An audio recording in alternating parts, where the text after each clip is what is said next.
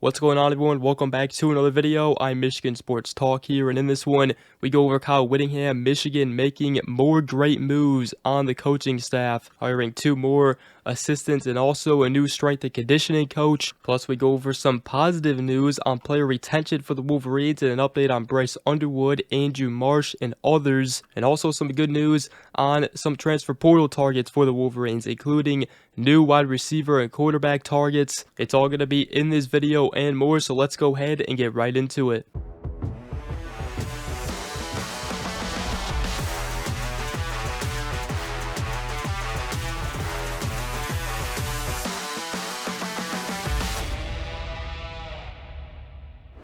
Alright, so before we do go ahead and get into this video, first I want to give a shout out to our channel members. Thank you all so much for supporting the channel. You guys are all the best. I also look forward to always seeing you guys' comments, so I appreciate you guys, and obviously everyone who shows up every video, everyone who is subscribed, drops a like and all that. Thank you guys. If you guys haven't already, go ahead, check out Detroit Sports Talk. Been posting Lions content over on that channel as we're trying to build that channel up as well. But let's go ahead and get right into it here. First, on some more great coaching staff hires for Michigan football. Kyle Whittingham has put together an outstanding staff so far, and they add a couple more coaches to the staff. First one is Boise State safeties coach and co-defensive coordinator Tyler Stockton to be the same position under Kyle Whittingham. He will be the safeties coach for Michigan, as he spent the last 2 seasons at Boise State, where they also made the college football playoffs, obviously, in 2024. But before that, Stockton was the defensive coordinator at Ball State, where he was a Broyles Award nominee in 2020, 2022, and 2023. So another great hire right there for the Wolverines on the defensive side. And the Wolverines can hire as many coaches as it wants to its staff. They can only designate 10 assistants, though, who are able to be on the road recruiting. Right now, it's unclear which assistants will fill those roles, but another one they added was Nevada offensive line coach Mike Lynch, as it appears Kyle Whittingham has added him to the offensive side as an analyst, according to Football Scoop. Just finished his 2nd season at Nevada. Last season he was the running backs coach, and prior to his time at Nevada he spent 8 seasons at Syracuse, and also in 2018 coached running backs there, and then previously served as a co-offensive coordinator and offensive line coach. So just another experienced coach coming on to the staff right there. Michigan is also hiring Utah strength and conditioning coach Doug Elisaya for the same position at Michigan. He has been the strength coach at Utah since 2006, as he obviously did very good at Utah. Utah has always had a physical football team, obviously a familiar face for Whittingham, and also is the architect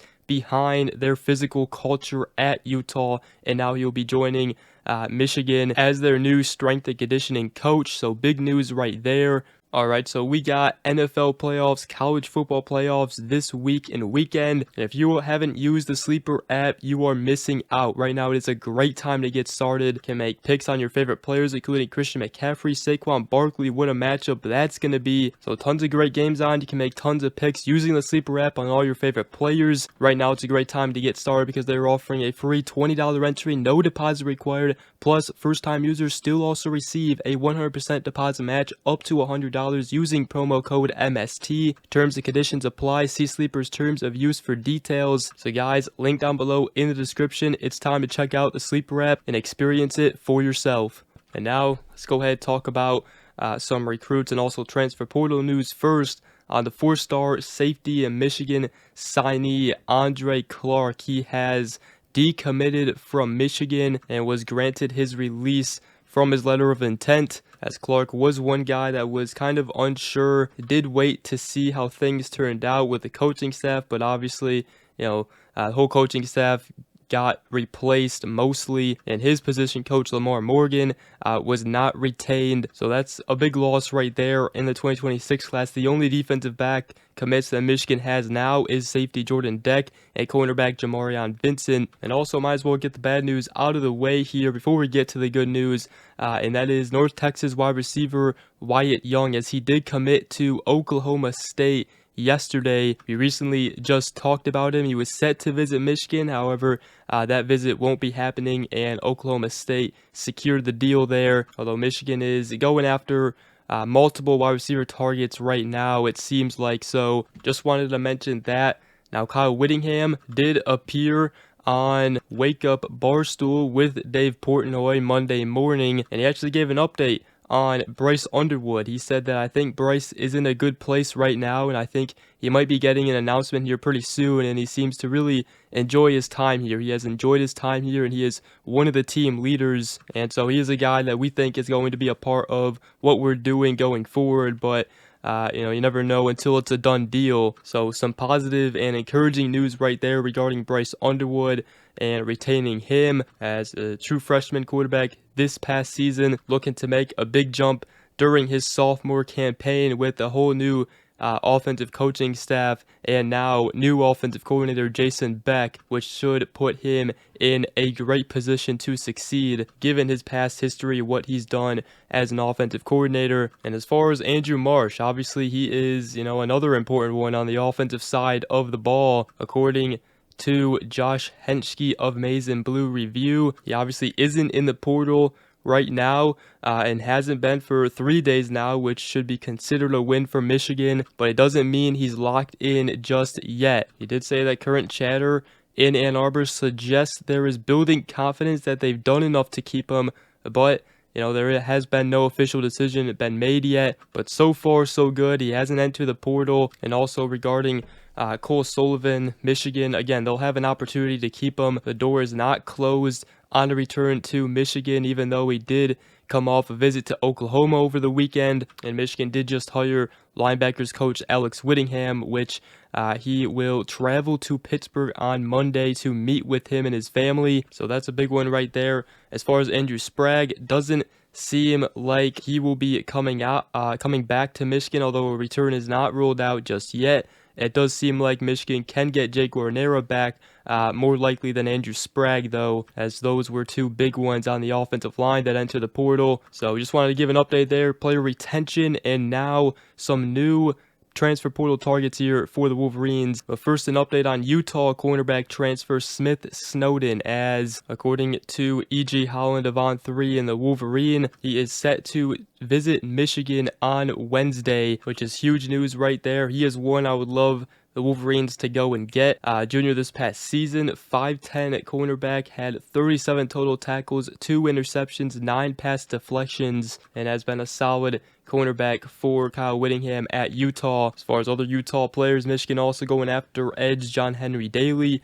Also defensive tackle Dallas Vakalahi, and then also safety Teo Johnson has also entered the portal. But now on to some new transfer portal targets for the Wolverines. A new one has emerged for the Wolverines as a wide receiver target, according to E.G. Holland of On3 and the Wolverine, and that is Georgia Tech wide receiver transfer Isaiah Canyon, a 6'4", 215-pound wide receiver, a sophomore this past season that had 33 receptions, 480 yards, and 4 touchdowns, and seems to have a big frame, a big body wide receiver. And according to Pete Nako's, Florida, Georgia, Texas A&M, Ohio State are also the early schools to watch for him. And some other wide receiver targets they're keeping tabs on is San Jose State wide receiver transfer Kyrie Scholes, 59 receptions, 768 yards with 2 touchdowns, is a 6-foot wide receiver. And also South Alabama wide receiver Jeremy Scott, 6'3" receiver. This past season as a freshman, had 24 receptions, 417 yards, and 4 touchdowns. And also Yale's Nico Brown had 71 receptions, 1,085 yards, 11 touchdowns, a 6-foot receiver. So that's an update on wide receiver targets right there in the transfer portal. I'm sure more will come. As far as a potential backup quarterback that Michigan could get out of the transfer portal, Taven Jackson from UCF could be one, a 6'4" quarterback as a junior. This past season had 2,151 passing yards for 10 touchdowns, 8 interceptions. He actually started his career at Tennessee before transferring to Indiana, and then also landing at UCF. So that could be one quarterback out of the transfer portal the Wolverines could go and get. Now, we obviously saw Davis Warren and Jaden Davis hit the portal. Mikey Keene could come back for another season if he wants to. So Michigan is in need of a transfer portal quarterback here for depth. But with that, that's going to wrap up this video. Hope you guys did enjoy. If you did, make sure to go ahead, drop a like, comment down below, and subscribe for more. If you are new around here, I greatly appreciate it. And other than that, hope you guys all have a great rest of your day. We will see you guys in the next video. Go Blue.